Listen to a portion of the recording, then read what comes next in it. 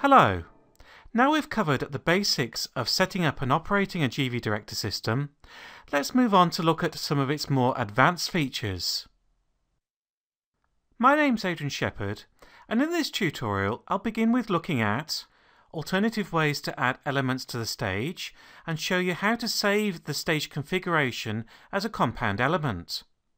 I'll then explain what we mean by a secondary transition and how to use them.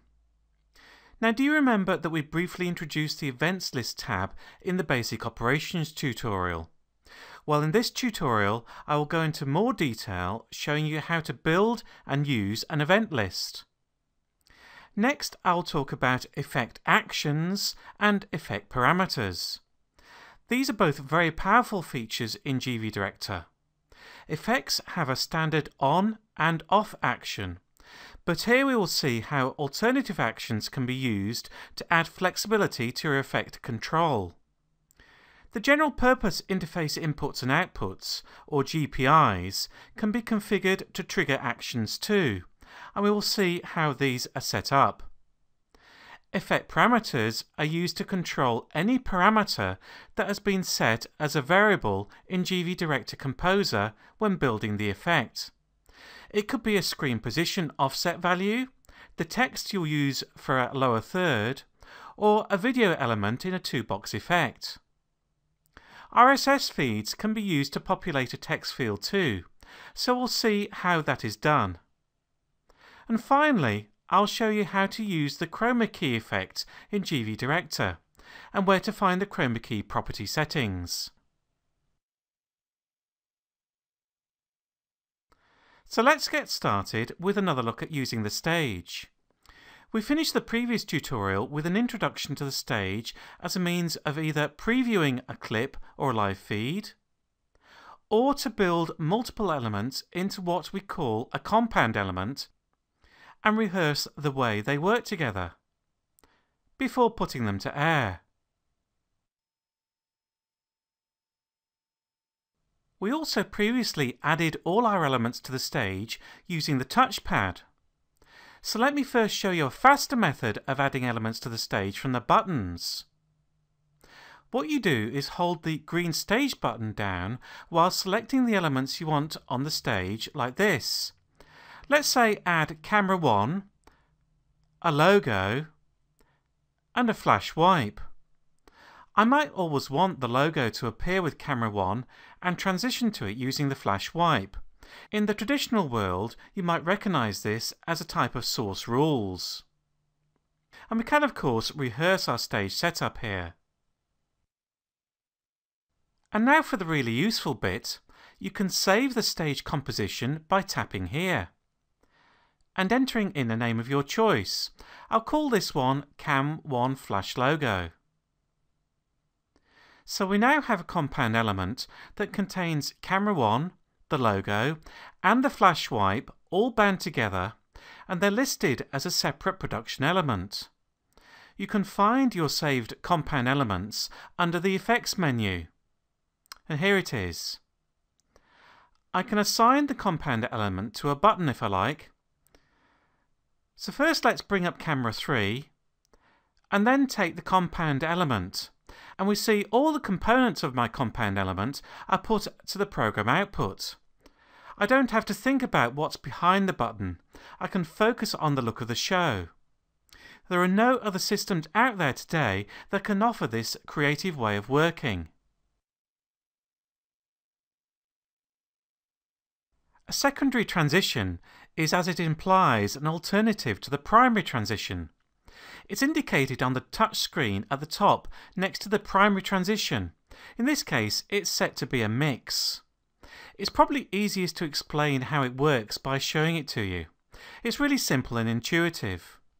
So if I'm cutting away using the primary transition, then to enable the secondary transition, I press the button for the source that's already on air a second time like this. Now the source button's flashing red instead of a constant red to indicate it's in secondary transition mode. And the transition set to secondary will flash on the touchpad, and if mapped to the buttons, it'll blink green there too. So you see here the Mix button is now blinking. The next source you select will go to air, now using the secondary transition instead of the primary one. So this is just a temporary switch to this transition. Afterwards you'll be back using the primary transition, unless of course you double press a source button again. If you accidentally go into secondary transition mode, then you can cancel it by pressing the source button a third time. So it will then stop flashing and return to a steady state red. You're now probably asking the question, how do I select the secondary transition? Well, you do this via the radial menu. So first go to the transition menu on the touch screen, double tap the transition you want to be the secondary transition, say this pixelate transition here. So double tapping opens the radial menu, and there you slide your finger out to select secondary transition. You can see the changes reflected at the top of the touchpad too.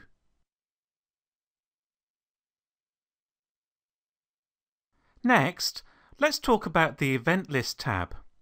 Put simply, an event list is an ordered list of production elements that you can step through one at a time using the Take button. You can see that as an item goes live, it turns red, and the next event up is shown in yellow, as it would if it were being queued up on the stage. In fact, you can change the next item to be queued up in the list by tapping to make another event yellow, like this, and the list will continue from that point. When the list gets to the end, it will automatically start at the beginning again. An event list can include all the production element types, live cameras, pre-recorded clips, effects, and it can include particular transitions too. You'll notice that the last event is set to use the program transition, which in this case is a mix, while others are fixed to a specific transition like the diagonal wipe and the pixelate for the first two events. Let me clear the list and show you how to build an events list from scratch. So to clear the items, I'll go to Edit mode and tap on the big X for each item.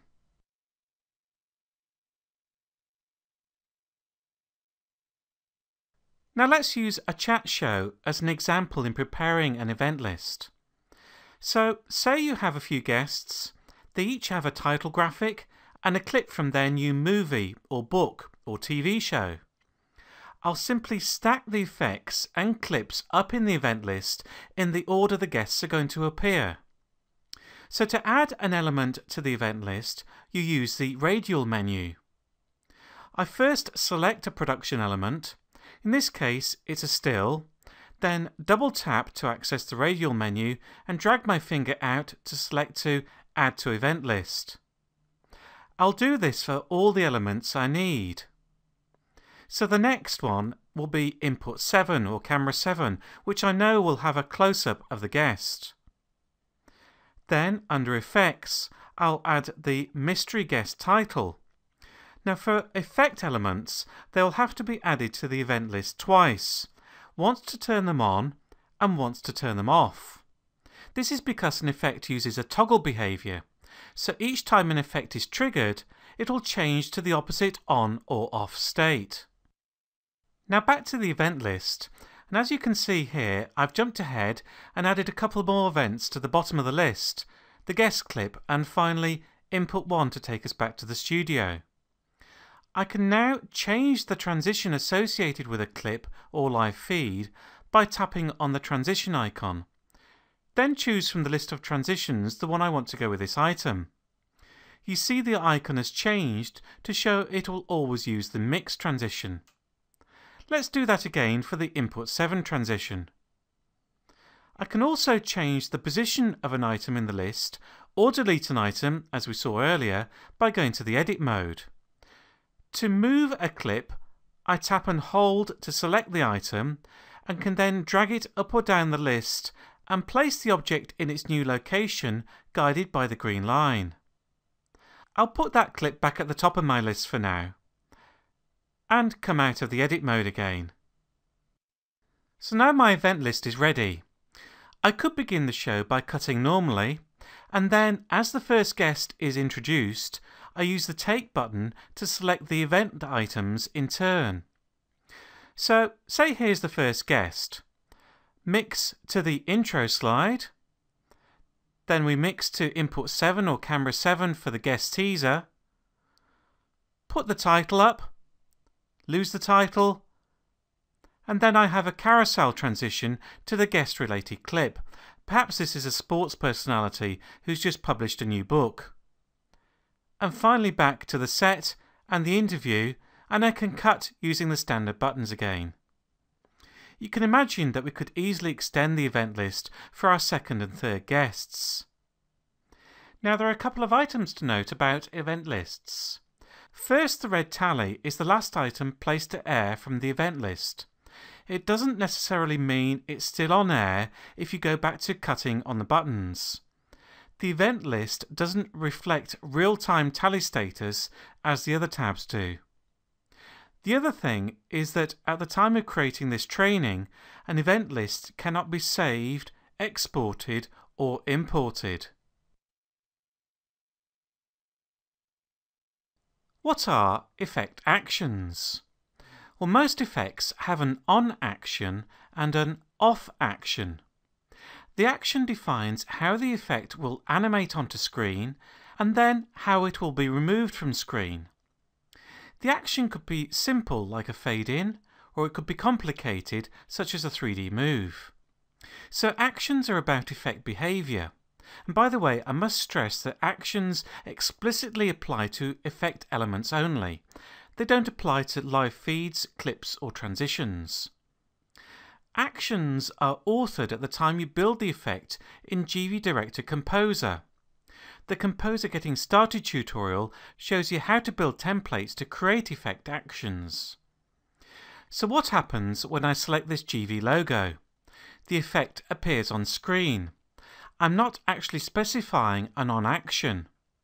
If I tap the logo again, then it flies back off screen. I'm using the default behavior of the effect, and that is to toggle between the on action and off action. We saw this when creating an event list too.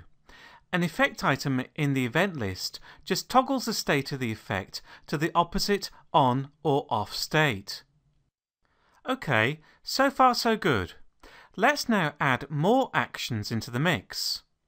So, as an author in Composer, I can create more actions to associate with an effect. For example, I might want to have a different on animation, say a fade on instead of sliding on. Or I might want to control a pop-up separately from the main graphic animation. In other words, I'm adding in some additional custom behavior that I've set up as an author and I feel it will be useful or desired in the production. So how do I access the effect actions other than the default on and off actions? So there are two ways to do this, either from the touch screen or from my button panel.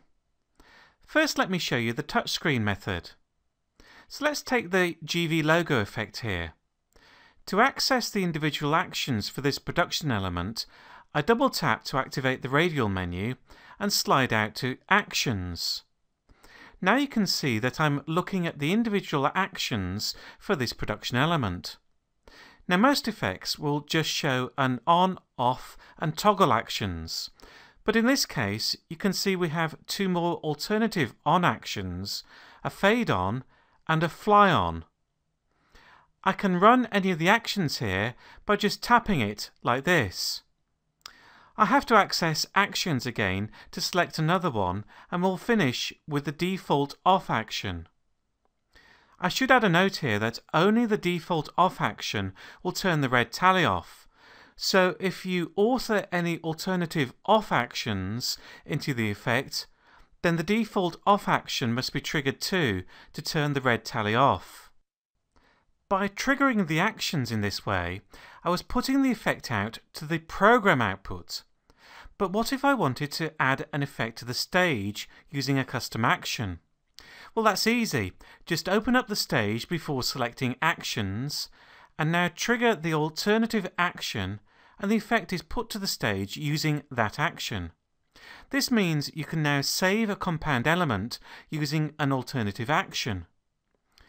The other thing to note about using effects on the stage is that they can only appear once, which, as we know, means that you will have to turn off an effect at some point once it's been enabled via the stage or a compound element. So you might want to consider this when mapping effects to buttons to provide easy access to turn effects off. Now, in a heated live production, you may not have time to interact with the touchscreen to see effect actions. You want to be focused on your button panel. So the second method to access actions is via the buttons. And you do this by holding down the Shift key and then press the button for the effect. For example, I'll use this lower third effect here, which is already live. I can now see actions for that effect on the bottom row of buttons indicated by the OLED displays. Notice that there is a pop on and pop off action, as well as the default actions. These alternative actions allow me to choose to bring on a pop-up on top of my lower third. So in this case, with my lower third already activated, I can make the pop-up appear by triggering the alternative pop-on action like this, and remove it again using the alternative pop-off action like this. This is a very intuitive way to get to actions without being distracted by the touchscreen.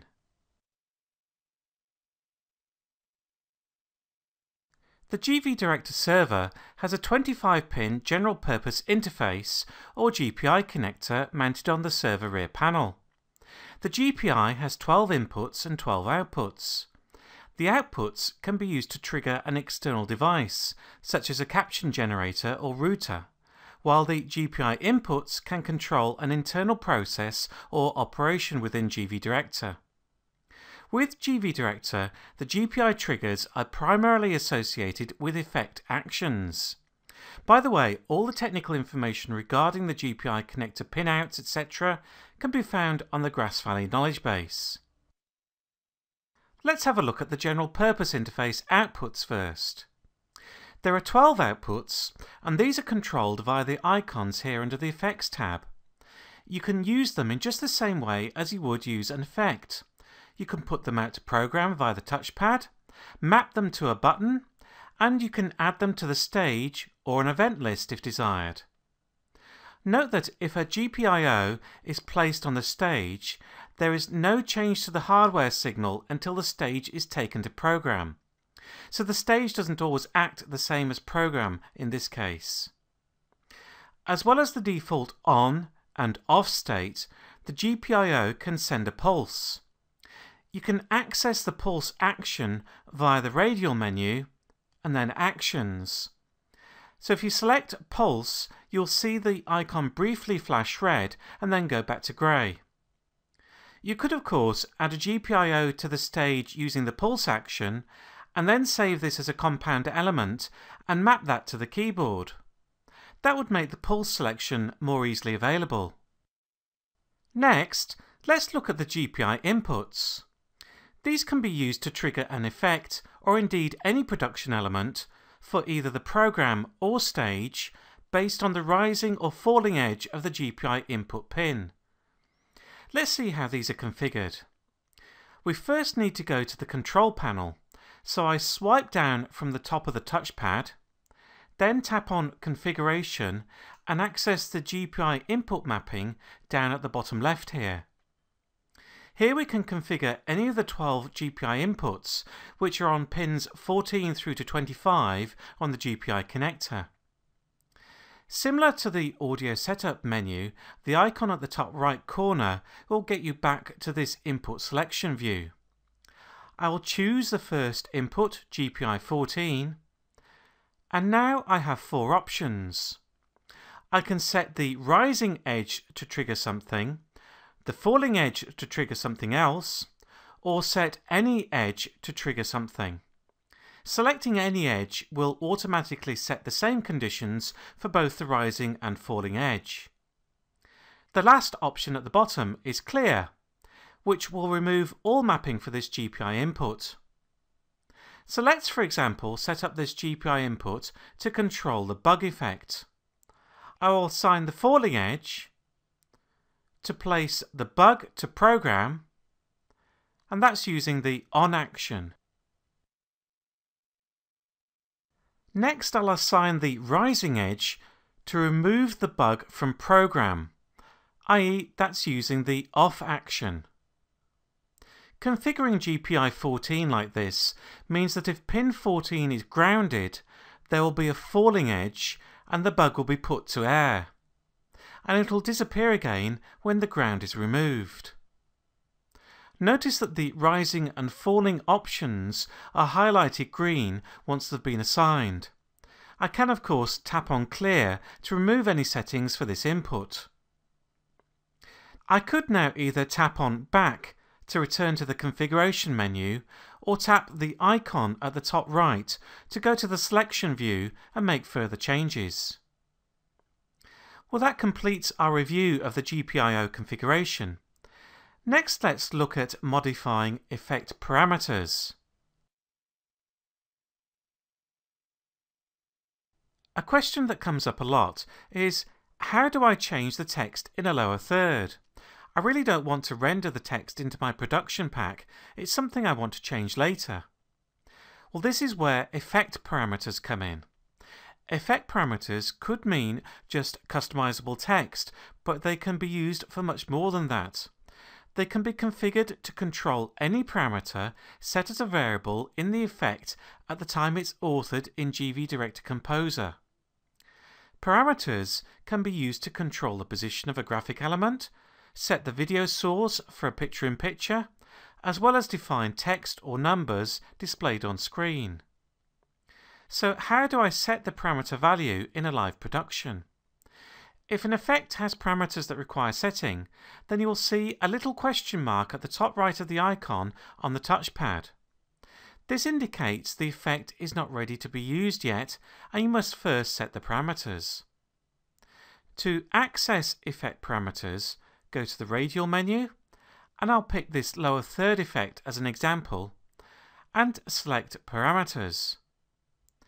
The author in Composer will have defined the parameters, and if, say, text is required, they'll have indicated the field name. For example, in this lower third, we can control the position it appears on screen, as well as the two lines of text indicated by L1 and L2. The four symbols here are used to select the type of parameter. The left is for RSS Feeds. Next, the cube icon is for live input or video clip. And the two right-hand icons are to enter alphanumeric characters, i.e. numbers or text. To enter text directly, you can use the right-hand icon with the keyboard symbol. For example, for my first line of text, L1, I'll use this control to enter my name. And by the way, I'm using a USB keyboard attached to my control surface for this. Entering lots of text is much easier with a keyboard attached than the on-screen keyboard. And then I tap on the green tick to apply it. The second method uses this hierarchy button rather than the keyboard icon.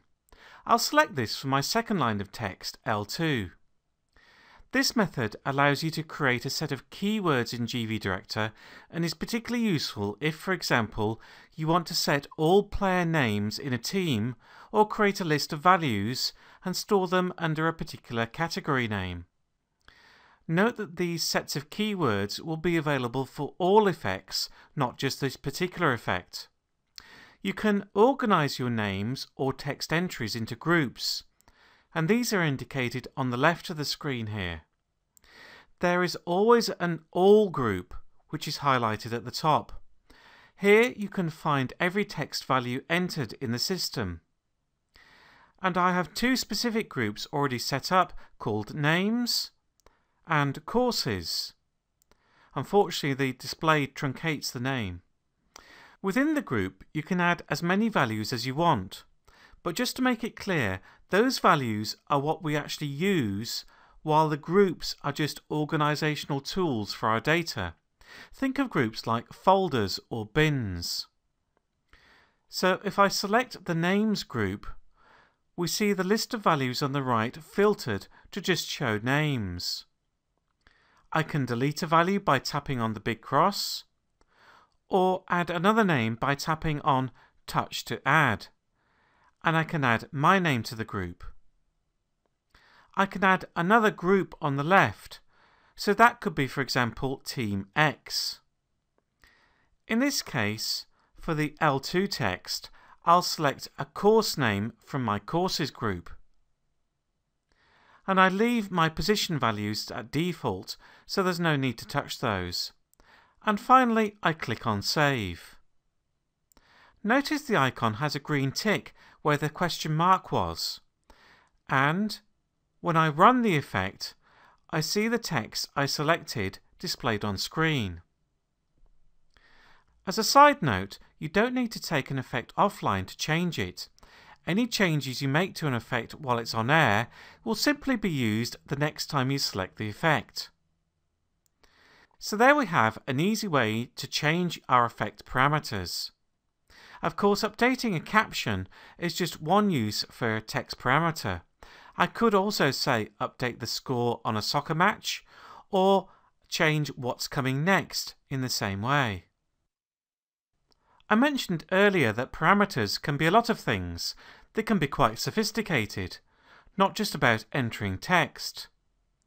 Let's have a look at this duplex picture-in-picture effect. Here it is with blank inputs. Now, as a designer of that effect, I don't want to define at the point of authoring which feeds will be used to fill the two boxes. So I simply make those parameters.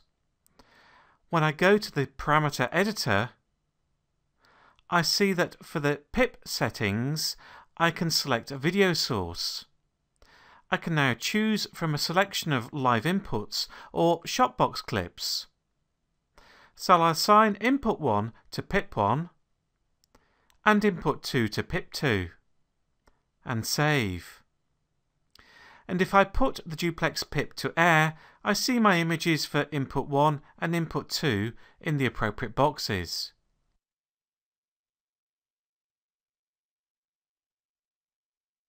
Now, we mentioned RSS feeds earlier, so I should say a few words about using an RSS feed in GV Director. An RSS feed can be either applied to a static text field, in which case the first line of the RSS is used, or it can be applied to a ticker effect where the text scrolls through. The latter, of course, is more useful. First, let me remind you where you add the details of an RSS feed to GV Director. We need to go back to the control panel, so I swipe down on the touchpad and then select Configuration, and then Server Configuration. And down the bottom you can see the RSS area. Just tap on the plus symbol to add more feeds, and I cover this in detail in the System Setup tutorial. I'll cancel out from here and return to my Effects tab. To apply an RSS feed to a ticker effect, it's as simple as setting the effect parameter. So, using this RSS effect I set up earlier, I enter the radial menu and go to Parameters, and there I'll select the left-hand parameter button, the RSS button, and choose the CNN latest news feed here. I tap to save my changes, and if I put the effect out to program, I can see my RSS feed begin to scroll through. The ticker speed, font styling, and option to repeat ticker stories after the last ticker has played out are all authored into the effect in GV Director Composer. I've written up a short procedure allowing you to create your own ticker effect in Composer. To download the PDF, you can tap and follow the link on screen now, or if you have access to the Resources or Info tab in this training, then you'll find it there too. So to finish off effects, and it's the final topic in this tutorial, let's look at setting up a Chroma Key effect. First, let me show you how easy it is to use. So I have a Chroma Key effect set up here, and to select my foreground video, I just go into the radial menu to select the effect parameter. And I choose my foreground video, and this clip in my shot box with an animated film reel on a green screen background will do. I tap on save, and that's it, my Chroma Key is ready to go, so I can enable the effect. It's as simple as that to apply. Now I hear you say, what if I have a blue screen, not a green screen? Or what if my lighting's not perfect and I need some controls to get the best key? Well, again under the radial menu, we find one more item for effects, and that's labelled Properties. Now, eventually this screen may have more than just Chroma Key controls, but for now that's all we'll find there. So you can see under Properties I can choose between green and blue key colour, and there are 4 sliders to control our key setting, and these are Edge Offset, and that controls the position of the key edge with respect to the subject, then Edge Smoothness, and this allows you to apply some smoothing to the key's edge, then Spill Suppression, and here you can use this to remove fringing of the key colour from around the subject's edges. It actually does this by subtracting the key colour from the subject fringes to leave any areas with spill looking a neutral grey. And finally, Light Wrap. This control uses the actual background video to blend colours and lightness values to the keyed foreground subject edges. It's a bit like adding spill from the background video. The effect is to make the scene more natural looking. So like all effects, the Chroma Key effect is authored in GV Director Composer. And I've written up a short procedure allowing you to create your own Chroma Key effect from scratch. And you can access this by either tapping on screen to follow the link, or if you have access to the Resources or Info tab, then you'll find it there too. Well, that brings us to the end of this tutorial video. We've talked a lot about some of the more advanced features in GV Director, but again, it's really not that complicated. Even as we went over these advanced concepts, I hope you could see that it's still very intuitive to use from an operational perspective. So you're now an expert in the GV Director control surface operation. The next video in this tutorial series will look at how to use GV Director Composer to create new transitions and effects for your production.